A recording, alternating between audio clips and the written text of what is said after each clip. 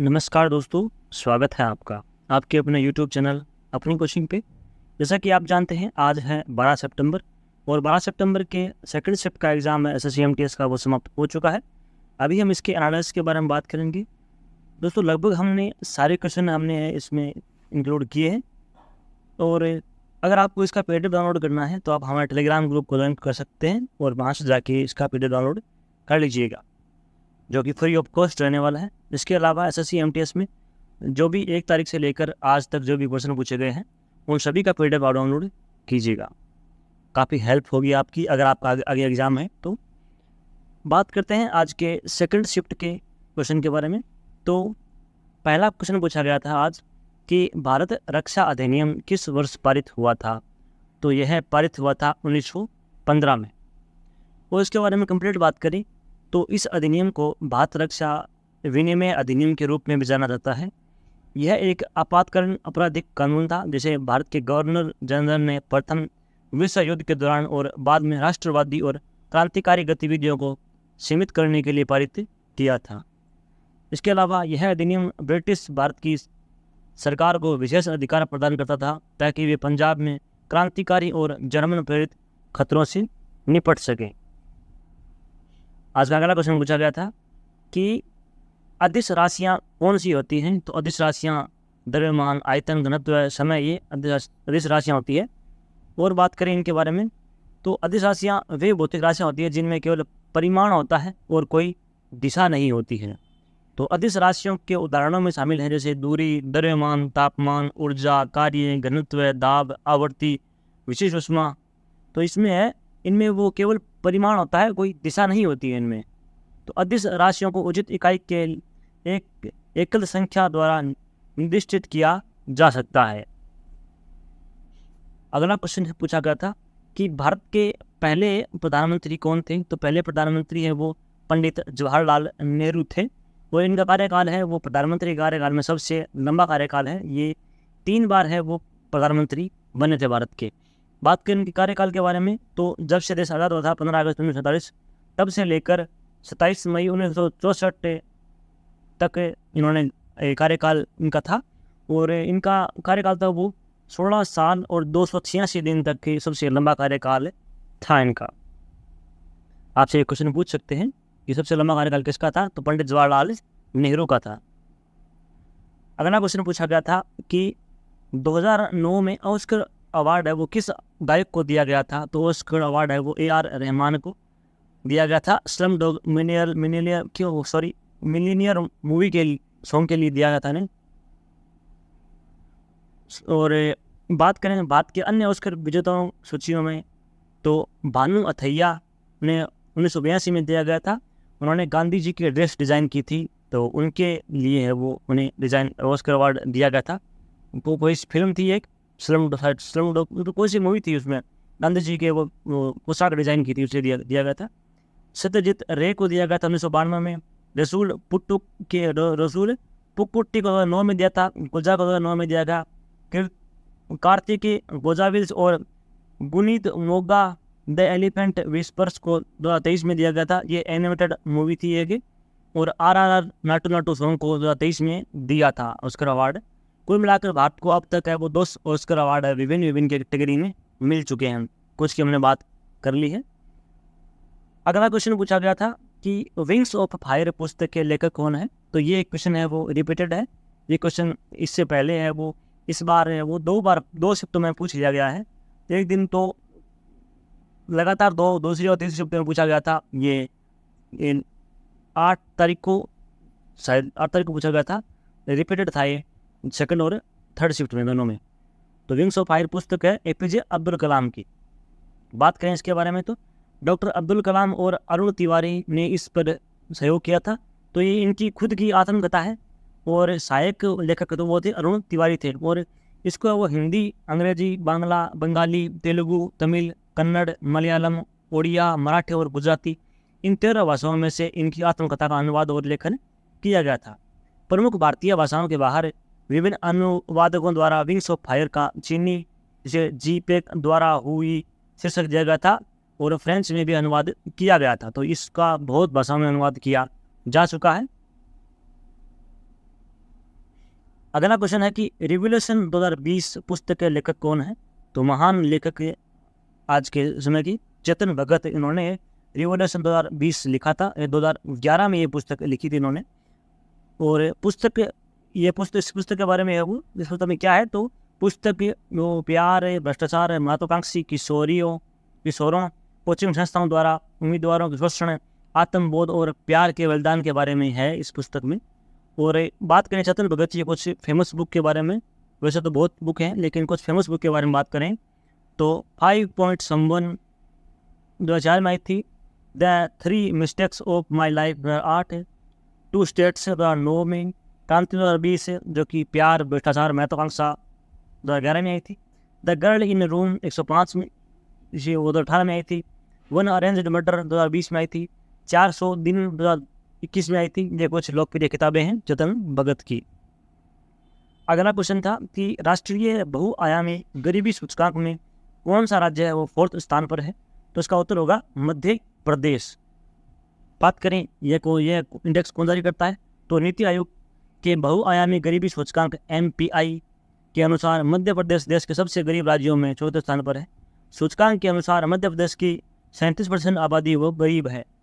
बात करें सबसे गरीब आबादी की, तो सबसे गरीब राज्यों में बिहार है, वो 52% है। बाद में झारखंड 42% पर है, उत्तर प्रदेश 38% पर है, उसके बाद मध्य प्रदेश है। सब आपसे ये प्रश्न पूछ सकते हैं सबसे गरीब राज्य कौन सा है, तो वो है बिहार। बात करें अगले क्वेश्चन की, और सबसे अमीर राज्य की बात करें तो वो है केरल है, वो सबसे अमीर राज्य है, वो गरीब है, वो बिहार है। अगला क्वेश्चन पूछा गया था कि राष्ट्रीय खेल दिवस किस दिन मनाया जाता है? तो यह 29 अगस्त को राष्ट्रीय खेल दिवस से मनाया जाता है। बात करें क्यों मनाया जाता है, तो यह दिन हॉकी के दिग्गज खिलाड़ी मेजर ध्यानचंद के जन्मदिन के रूप में मनाया जाता है। भारत सरकार ने है वो 2012 में उनके जन्म दिवस को राष्ट्रीय खेल दिवस के रूप में मनाने का निर्णय लिया है। मेजर ध्यानचंद ने 1928, 1932 और 1936 में भारत के लिए ओलंपिक में स्वर्ण पदक जीते थे। उन्होंने अपने करियर में 400 से अधिक बॉल किए थे। उन्हें हॉकी के द विजार्ड या द हॉकी के जादूगर के नाम से भी जाना जाता है। अगला क्वेश्चन है कि निम्नलिखित में कौन सी श्रेणी है वो राजस्थान में स्थित है? तो कुछ ऑप्शन दिए हुए थे, उसमें से एक ऑप्शन था अरावली श्रेणी, तो ये इसका अरावली श्रेणी है वो राजस्थान में स्थित है। बात करें इसके बारे में तो यह भारत की सबसे पुरानी पर्वत श्रृंखला है और राज्य को पूर्वी और सभी राज्यों को पूर्वी और पश्चिमी राजस्थान में विभाजित राजस्थान राज्य को वो पूर्वी और पश्चिमी राजस्थान में विभाजित करती है। अरावली श्रृंखला है वो लगभग 692 किलोमीटर लंबी है और इसमें गुजरात, हरियाणा, राजस्थान और दिल्ली शामिल है। तो यह गुजरात से शुरू होती है और ये राजस्थान में होती हुई बाद में हरियाणा और दिल्ली में जो राष्ट्रपति भवन है वो रायसीना की पहाड़ी वहाँ तक इसका फैलाव है। 692 किलोमीटर ये लंबी है और सबसे अधिक लंबी राजस्थान में ही है। लगभग ये 523 किलोमीटर या 520 किलोमीटर इतनी लंबी है, वो केवल राजस्थान में है। और शहर इसकी बात करें, इस अरावली के जो सबसे ऊंची चोटियाँ हैं अरावली की, तो उनके बारे में बात करें तो गुरु शिखर शेर है वो सबसे ऊंची है, क्योंकि इससे पहले गुरु शिखर है और बाद में शेर है, बाद में जरगा है, बाद में रघुनाथगढ़ है। ये शेर 2 नंबर पे है, इससे पहले गुरु शिखर है या गुरु शिखर अरावली का नहीं है, ये सॉरी शेर, जरगा, रघुनाथगढ़ ये चोटियाँ हैं। ये 2 नंबर पे, ये 3 नंबर पे, ये 4 नंबर पे। और इससे पहले एक मैं लिखना भूल गया मैं, तो वो थी गुरु शिखर, तो वो भी क्या है सिरोही में ही है। तो राजस्थान के सिरोही में 2 चोटियाँ हैं, शेर और गुरु शिखर। बाद में उदयपुर में है जरगा, बाद में शिखर में है रघुनाथगढ़। ये 1000 मीटर से ऊंची पर्वत चोटियाँ हैं। अगला क्वेश्चन है कि संघ और राज्य शक्ति किस अनुसूची में है? तो यह है 7वीं अनुसूची में है। बात करें अनुसूची की तो भारत में है जो संविधान लिखा गया था तो उस समय 8 अनुसूची थी और वर्तमान भारत में है वो 8 को बढ़ाकर 12 अनुसूचियाँ हो गई हैं। बात करें अनुसूची की तो अनुसूची में पहली अनुसूची है उसमें देश और 28 राज्यों का उल्लेख है। दूसरी अनुसूची में है वो वेतन भत्ते और पेंशन के बारे में है उल्लेख है। तीसरी अनुसूची में है वो शपथ संबंधित उल्लेख है। चौथी में राज्यसभा की सीटों का उल्लेख है। 5वीं अनुसूची में है वो अनुसूचित जाति और जनजाति क्षेत्रों के प्रशासन का उल्लेख है।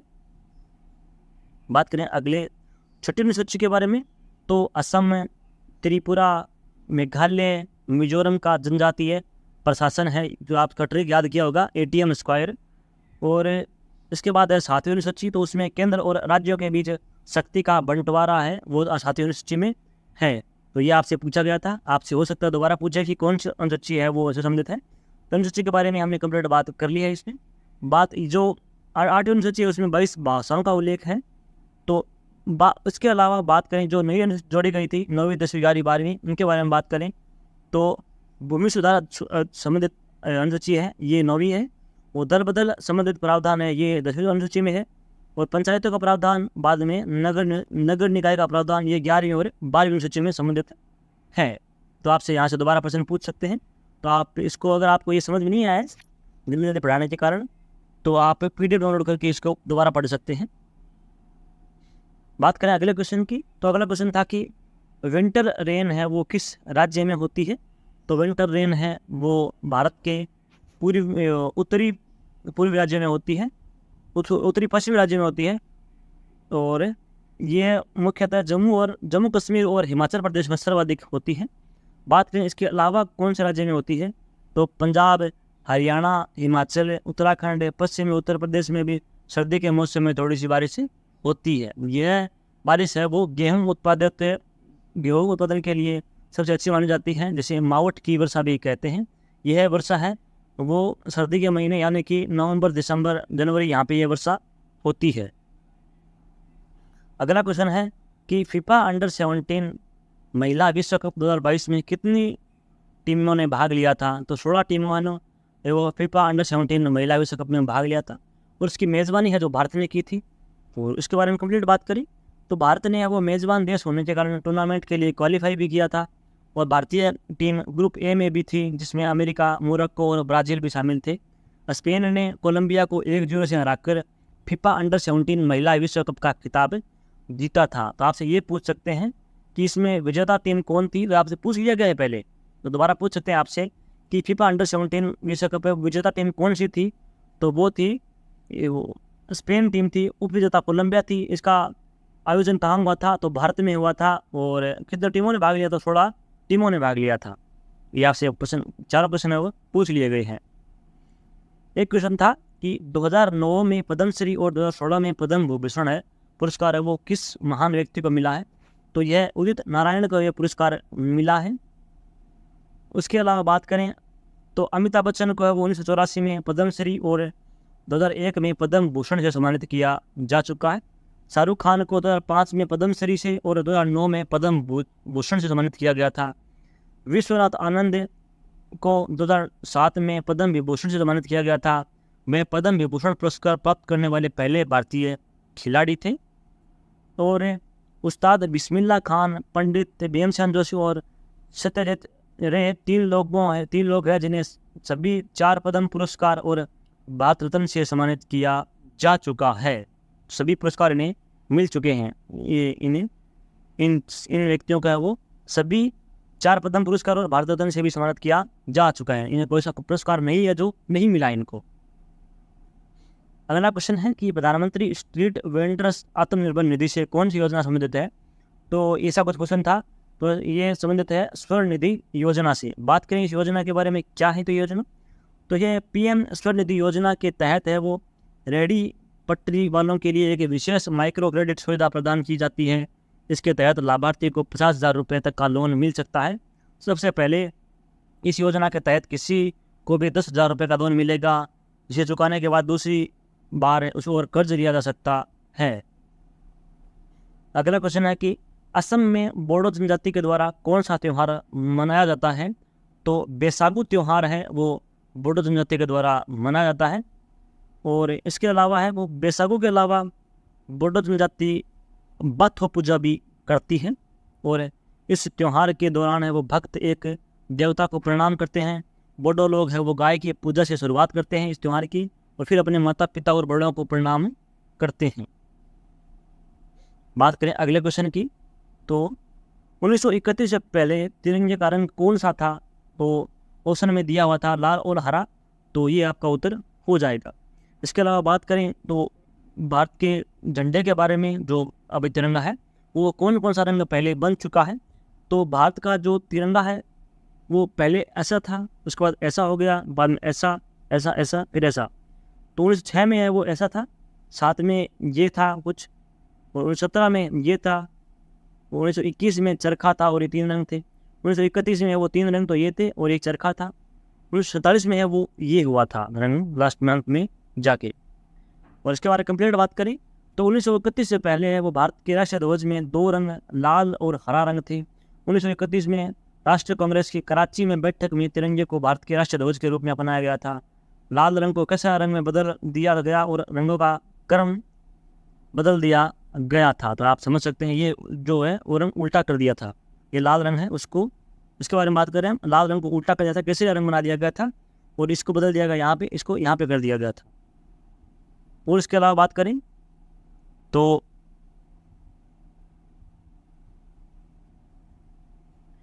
1931 में तिरंगे में सबसे ऊपर कैसा रंग, बीच में सफ़ेद रंग और अंतिम में हरे रंग की पट्टी थी। इसमें छोटे आकार का चरखा बीच में सफ़ेद पट्टी को रखा गया था। सफ़ेद पट्टी में चरखा राष्ट्रगान के प्रगति का प्रतीक है, ये आप रिलेट कर सकते हैं आप इससे। और 1931 से पहले भारत का पहला राष्ट्रीय ध्वज है वो 7 अगस्त 1906 को कलकत्ता, जो कि कोलकाता है, के पारसी बागान ग्रीन पार्क में फहराया गया था। इस तिरंगे में ऊपर हरे, बीच में पीले और नीचे लाल रंग की क्षैतिज पट्टियाँ थी, ये आप समझ सकते हैं, ये इसके बारे में बात कर रहे हैं हम लोग। तो ये आप 5 चरण पड़ाव पार करके वो छठा ये भारत का झंडा बना था। अगला क्वेश्चन पूछा गया था, इंग्लिश से कुछ पूछा गया था कि idiom of beat around the bush. तो इसका होगा to talk about lots of unimportant things because you want to avoid taking about what is really important. तो इसका उत्तर होगा बहुत सारी महत्वपूर्ण चीज़ों के बारे में बात करना, क्योंकि आप उन चीज़ों के बारे में बात करने से बचना चाहते हैं जो कि वास्तव में महत्वपूर्ण है। तो जो मुद्दे की बात है उसको मुख्य रूप से बात ये, जो मुद्दे की बात है उसको टालना और अन्य किसी बात में घुस जाना। अगला क्वेश्चन था इंग्लिश में कि सिनोनिम ऑफ पेरिल। तो पेरिल का मतलब होता है जोखिम। तो जोखिम का समानार्थक शब्द पूछा था, तो इसका सही उत्तर होगा हैजर्ड, मेनेंस और पिटफॉल। तो ये इसका समानार्थक शब्द हो जाएगा। तो दोस्तों ये था आज के हमारे सेगमेंट का सेकंड शिफ्ट का वीडियो आपको कैसा लगा है तो हमें कमेंट बॉक्स में जरूर बताइएगा। अगर आपको वीडियो पसंद आया तो वीडियो को लाइक कीजिए, शेयर कीजिए और चैनल को सब्सक्राइब जरूर कर लीजिएगा। अगर आपको इसका वीडियो का PDF डाउनलोड करना है तो आप हमारे टेलीग्राम ग्रुप को ज्वाइन कर सकते हैं, जिसका लिंक आपको वीडियो के डिस्क्रिप्शन बॉक्स में मिल जाएगा। इसके अलावा 1 तारीख से लेकर जो भी आज तक जो भी प्रश्न पूछे गए हैं उनके PDF सबके हैं, वो एक कंबाइंड PDF मैंने बना दिया है, तो आप टेलीग्राम से ज्वाइन कर सकते हैं। इसके अलावा 2023 में जो भी क्वेश्चन बने थे SSCMTS, CGL और HSL के, वो क्वेश्चन लगभग हैं, वो 1800 से ज़्यादा क्वेश्चन है, वो 100 क्वेश्चन है। तो वो आप PDF भी आप जरूर देखिएगा, वहाँ से क्वेश्चन बन रहे हैं। लगभग 25 में से 18-20 क्वेश्चन है वो वहाँ से दोबारा बन रहे हैं। रिपीटेड प्रश्न पूछते हैं SSC, तो वो आपके लिए बहुत ही बड़ा होने वाला है। अगर आपने SSC में जो JK नहीं पढ़ा है तो आप है वो उन PDF के द्वारा है वो एक रात में भी इतने क्वेश्चन 100 क्वेश्चन है, इतने कोई बड़ी बात नहीं है पढ़ना, आप पढ़ के है वो एग्ज़ाम दे सकते हैं और आपके अच्छे नंबर स्कोर कर सकते हैं। और इस वीडियो का जो ये PDF है वो आपको फ्री ऑफ कॉस्ट रहने वाली है। बहुत से लोग ऐसे हैं जो PDF के लिए है वो बहुत से पैसे चार्ज करते हैं, लेकिन ये आपके लिए फ्री ऑफ कॉस्ट है। दोस्तों आप हमारे चैनल पे ऐसा सपोर्ट बनाए रखिएगा। आपका बहुत बहुत आभार और धन्यवाद।